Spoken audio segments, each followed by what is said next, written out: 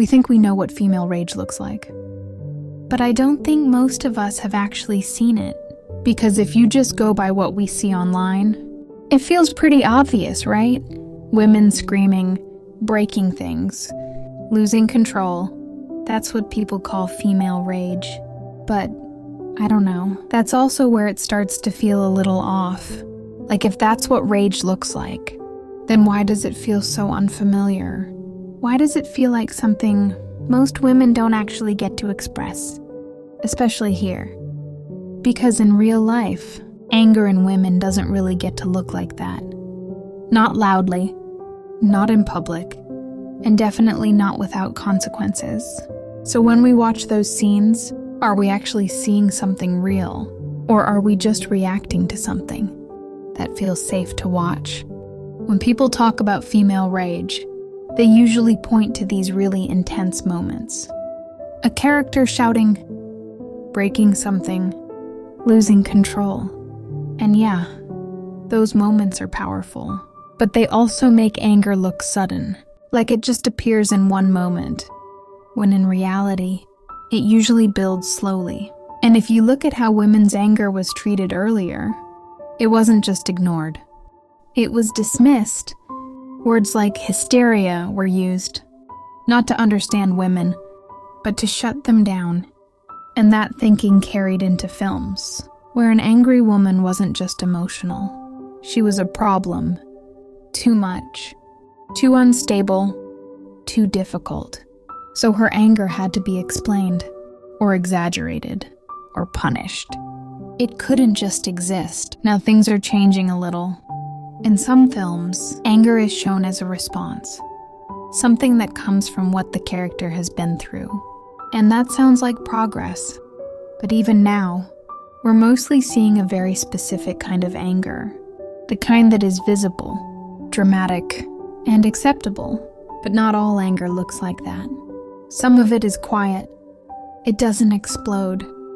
It builds, and that version is much harder to show. And this is where it starts to get more real. Because female rage doesn't look the same everywhere. Like for example, in India, anger in women is rarely encouraged. It's not just seen as emotional, it's seen as inappropriate.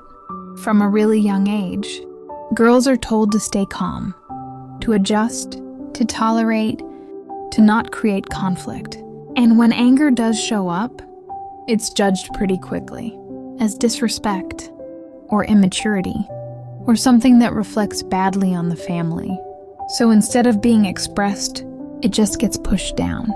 Not into confrontation, but into silence, or compromise, or these small reactions that don't really change anything, which means for a lot of women, rage doesn't look like an explosion. It looks like something that builds quietly over time, and that's very different from what we usually see on screen.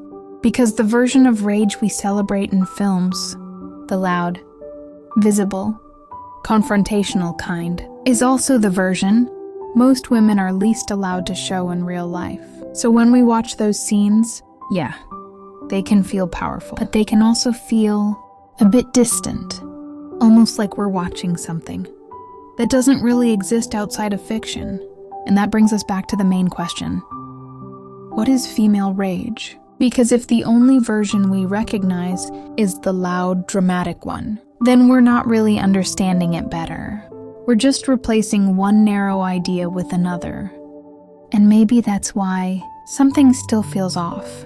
Because even now, female rage still has to follow certain rules. It has to make sense. It has to be justified. It has to lead somewhere. But real anger doesn't always do that. Sometimes it doesn't lead anywhere. Sometimes it doesn't resolve. Sometimes it just exists. And that's the version we almost never see, because it's harder to show, harder to simplify, and honestly, harder to sit with. So when we say that cinema is finally embracing female rage, it's worth asking, which version are we actually embracing? The one that challenges us, or the one that's just easier to accept? Because female rage itself hasn't really changed. What's changed is how much of it we're actually willing to tolerate. Maybe it's not that we don't understand female rage. Maybe we've just never been willing to sit with what it actually looks like.